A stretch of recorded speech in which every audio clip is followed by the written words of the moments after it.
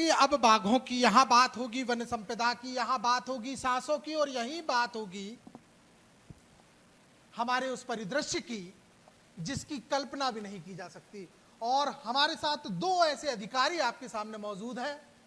जो इन बातों को साकार करने के लिए दिन रात 24 घंटे 7 दिन मशक्कत कर रहे हैं, मेहनत कर रहे हैं, ताकि बाघों की दहाड़ के साथ साथ हमारे वन संपदा के रूप में हमारे बीच में सुरक्षित रहें। सर, आप लोगों का बहुत बहुत स्वागत है।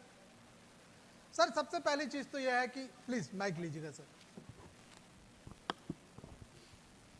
सर, सबसे पहला सवाल कि पन्ना जहां पहले शून्यता हो गई थी बाघों की, एक बार फिर बाघों से ये धरती गूंज रही है। किस प्रकार का क्या क्रम तब रहा और अब का क्या क्रम है, जिस प्रकार से जो बाघ जो है वो लगातार अब अपनी आमद दर्ज करा रहे हैं, उनकी प्रजनन के साथ साथ उनके शावकों में लगातार वृद्धि हो रही है? इसके लिए मैं बताना चाहूँगा, 2 साल मैं खुद भी पन्ना टाइगर रिजर्व में कार्यरत रहा हूँ, तो उसी दौरान काफ़ी डिटेल में ये जानकारी मेरे को भी मिली कि 2009 से जो प्रयास हुए रिवाइव करने के लिए टाइगर को, वो बहुत ही कह सकते हैं कि एक सफल इस योजना को माइक और पास कीजिएगा सर। जी जी। जो प्रयास रहे वो आज इस दिशा में बढ़ चुके हैं, जिसे हम पूर्ण रूप से सफल कह सकते हैं, क्योंकि उस समय ये जानकारी मिल रही थी कि एक टाइगर है मेल, फीमेल टाइग्रेस का होना वहाँ पे नहीं बताया जा रहा था कि शायद नहीं है। तो फिर उसके लिए प्रयास हुआ, दूसरे टाइगर रिजर्व से पन्ना टाइगर रिजर्व में लाया गया, और फिर एक एक टाइगर या टाइग्रेस के लिए एक डेडिकेटेड व्हीकल उनके साथ रहते थे। साथ ही उस डेडिकेटेड व्हीकल में पूरी टीम रहती थी। अब टाइगर जब भी मूव करता था या टाइग्रेस जब भी मूव करती थी, तो उसके साथ साथ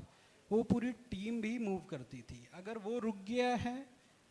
तो खाना पीना वहाँ जो भी इस गाड़ी में, जो उस व्हीकल में है, वो भी आसपास ही वहीं पे रुक के बनाएंगे। अब उनकी ड्यूटी का टाइम ज़रूर सेट था कि 8-8 घंटे की करेंगे, तो इस तरह वो 24 घंटे उनकी निगरानी रहती थी। अगर 9 टाइगर हैं तो 9 व्हीकल थे, 9 टीम थी। अब वो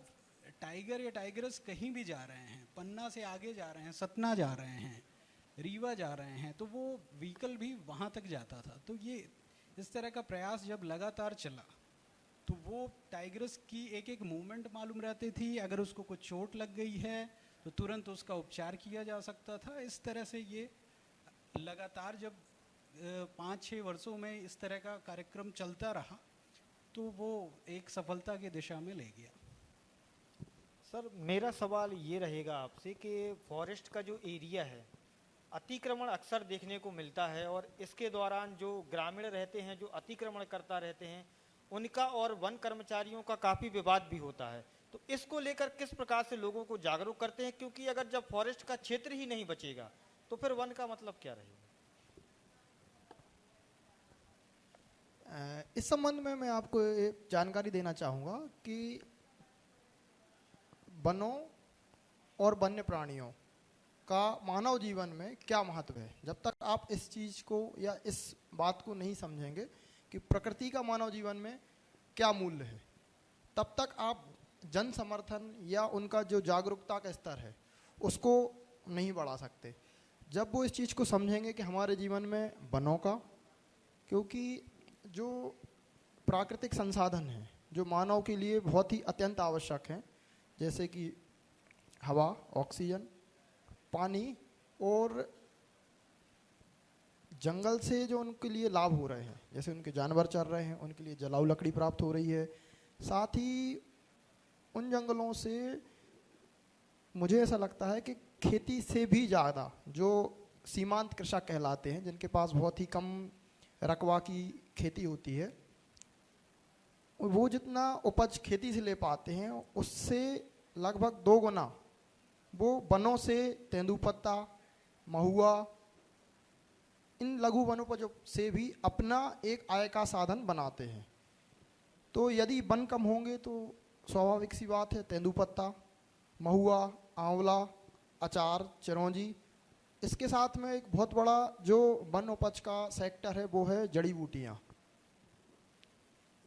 कि जो ग्रामीण लोग हैं वो जड़ी बूटियाँ इकट्ठे करते हैं और फिर उसको किसी बड़ी व्यापारी को बेचते हैं या फिर किसी शासकीय जो वन मध्य प्रदेश शासन वन विभाग द्वारा बंधन केंद्र और अपनी दुकान के माध्यम से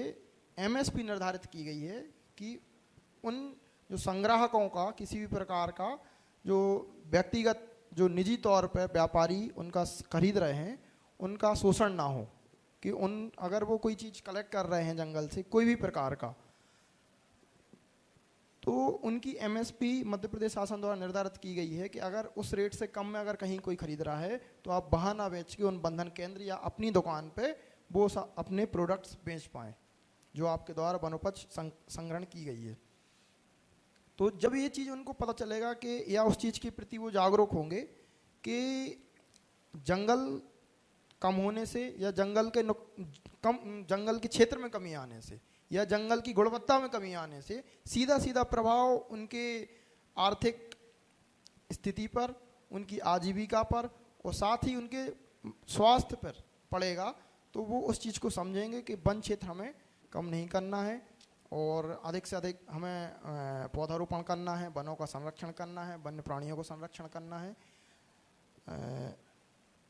इन सब बातों के लिए हमारे लिए सिर्फ एक ही लक्ष्य है कि हम जनता को, ग्रामवासियों को ज़्यादा से ज़्यादा जागरूक करें। बहुत ज़रूरी हो जाता है ज़्यादा से ज़्यादा जागरूक करना भी, निश्चित तौर पर। देखिए, वनों की अगर बात हो रही है तो खतरा भी बहुत रहता होगा सर। तो बाबा सर, आपकी एक चीज़ यहाँ पर मेरे को जब मैं बात कर रहा था तो बताया कि आप हाल ही में एक तेंदुए के समकक्ष हो गए थे और उसने आपका एक काफ़ी एक वाक्य भी है जो बड़ा प्रसिद्ध है। क्या हुआ था वो और कैसे किया? मौत का सामना क्या उसे कहा जाएगा क्या? हाँ, अगर बिना सोचे समझे ऐसा कोई हम लोग कदम ले लें तो बिल्कुल कह सकते हैं कि वो मौत का सामना ही हो जाता है। असल में ये प्रोबेशन पीरियड की बात है। मैं जतारा में था उस समय, वहाँ कार्निवोर में कह लें तो ये बिग कैट्स नहीं है, ना के बराबर है, तो लेकिन ठंड में इनका मूवमेंट बहुत ज़्यादा होता है। तो ये जब गांव से सूचना आई कि यहाँ पे कोई जानवर घुस आया है तो तुरंत वहाँ से 25 किलोमीटर, जतारा से 25 किलोमीटर की दूरी में एक गांव था, वहाँ पे कुछ लोगों को ज़ख्मी कर दिया है। तो सबसे पहले मोबाइल में दिखा के गांव वालों से ये पूछा गया कि कौन सा जानवर था, तो वो लकड़बग्घा के लिए बोल रहे थे कि ये लकड़बग्घा था। तो सबसे पहले मॉब जो है उसको हैंडल करना ज़रूरी होता है कि वो उसके पास ना रहे। तो कोशिश किए, सबसे पहले उनको वापस लाए जो पास जहाँ बताया जा रहा था कि इस जगह देखा गया है आखिरी बार। 4-5 लोगों को घायल कर चुका है। अब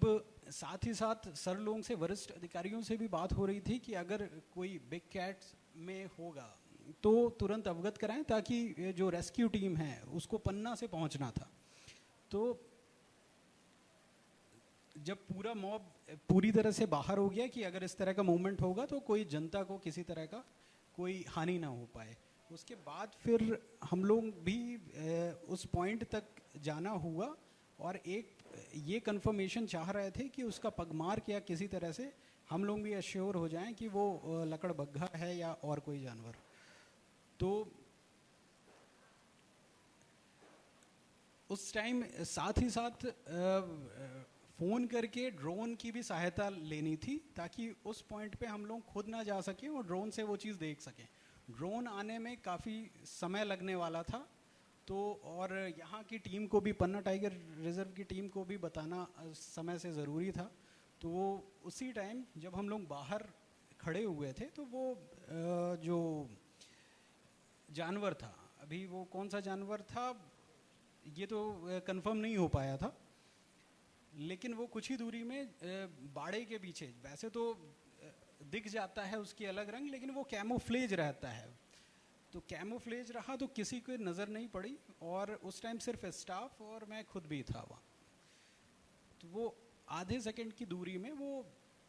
छलांग लगा दिया। वो इसलिए छलांग लगाया कि आप वो पर ही छलांग लगाई उसने? हाँ, वो अच्छा। सबसे नज़दीक हम ही थे तो मेरे ऊपर ही छलांग लगा दिया। छलांग लगा के वो मतलब गर्दन की में ही अटैक करते हैं जनरली, तो वो रिफ्लेक्स एक्शन उस टाइम रहता है, तो ऊपर आया तो यहाँ हाथ में पकड़ने की कोशिश किया और मारने की कोशिश किया, तो हल्का सा ये और यहाँ पे थोड़ा सा घाव आ गया, और यहाँ पे तो काफी ज्यादा लेफ्ट साइड में काफी बताइए, ज्यादा यही है, ये देखिए ये किस प्रकार की एक इसको साहसी बोला जाएगा कि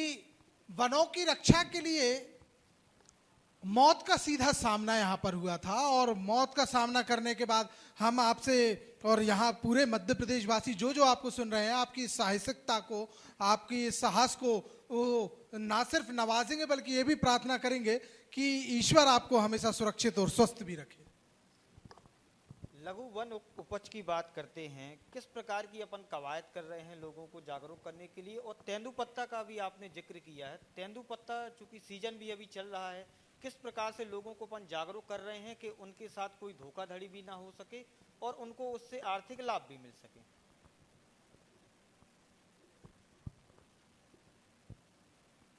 तेंदुपत्ता का पहले राष्ट्रीयकरण काफ़ी पहले मध्य प्रदेश शासन द्वारा कर दिया गया है कि कलेक्शन तेंदुपत्ता का किए जाए, और जहाँ पे कलेक्शन पॉइंट होता है, जहाँ पे संग्रहण केंद्र होता है, वो लगभग 1-2 गांव मिलाकर एक फड़ के रूप में, तेंदुपत्ता फड़ के रूप में एक चिन्हित कर दिया जाता है कि सारा पत्ता यहाँ आएगा आसपास के इन गांवों का, वहाँ तेंदुपत्ता आता है। उनके पास एक डायरी रहता है जिसमें किसके नाम पे है वो, कितना पत्ता किस डेट को आया, उस सब चीज़ का रिकॉर्ड रहता है उसमें। और एक रजिस्टर रहता है जहाँ पे उसको बोलते हैं फड़ मुंशी, जिस फड़ पे या संग्रहण केंद्र पे वो कलेक्ट किया जाता है। तो वो दोनों जगह एक साथ में रिफ्लेक्ट होता रहता है कि आज इस डेट में इस व्यक्ति के द्वारा इतना तेंदुपत्ता जमा कराया गया। इससे एक तो धोखाधड़ी बचती है कि कल को संग्राहक भी ये नहीं बोल सकता कि मेरे द्वारा इतना पत्ता लाया गया था, और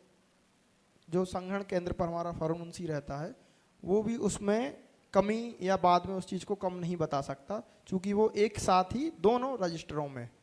उसकी जो पंजी रहती है उसमें संग्राहक की, और जो संग्रहण केंद्र पर रजिस्टर रहता है उसमें दर्ज किया जाता है। इसके साथ ही हमारे इन सब चीज़ों को नियंत्रित करने के लिए कि पत्ते की गुणवत्ता कैसी है और सही जानकारी फड़ मुंशी द्वारा उसके कार्ड में और संबंधित रजिस्टर में दर्ज की गई है। हमारे जो वन रक्षक होते हैं, हमारे जो परिचय सहायक होते हैं, वनपाल होते हैं, और यहाँ से लेके इवन जो हमारे भोपाल तक के वरिष्ठ अधिकारी हैं वन विभाग के, वो समय समय पर किसी भी फड़ में जाके उसका निरीक्षण करते हैं। गजब की प्रक्रिया आप लोगों की है, पारदर्शी है। सर, अंतिम प्रश्न यहाँ पर मैं आपसे पूछना चाहूंगा कि जिस प्रकार से बाघों को लेकर एक कहा जाता है कि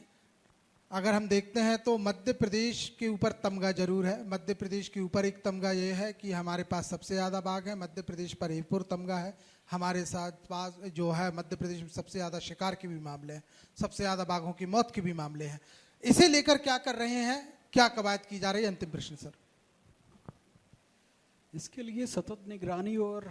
जो गश्ती है वो, जैसे अभी दिवाली का ही त्यौहार आ रहा है तो इसमें रेड अलर्ट अलग से ही घोषित करके वो गश्ती की जो इंटेंसिटी है वो बढ़ा दी जाती है, और ख़ासकर उन क्षेत्रों में बढ़ाई जाती है जहाँ पे विचरण, बाघ का विचरण क्षेत्र है, उनमें निगरानी रखते रहें और उसकी जो जानकारी है वो वरिष्ठ तक भेजते रहें। तो ये लगातार गश्ती, जो पैदल गश्ती है और गाड़ियों से है, हर तरह से साथ साथ में जो बैठकें होती हैं समिति के साथ, वो लगातार की जाती हैं, चाहे वो किसी भी दिशा में हो, चाहे अतिक्रमण बचाने की दिशा में हो, अतिक्रमण ना हो पाए, या फिर इस तरह की कोई भी हानि जो जैसे बाघ की कहीं फंदा न लग पाए, इसके लिए अनाउंस किया जाता है, लगातार जागरूक किया जाता है कि कई बार किसान दूसरे जंगली पशु से अपने खेतों को बचाने के लिए फंदे लगा लेते हैं, तो उसके लिए बार बार बोला जाता है फंदे ना लगाएं।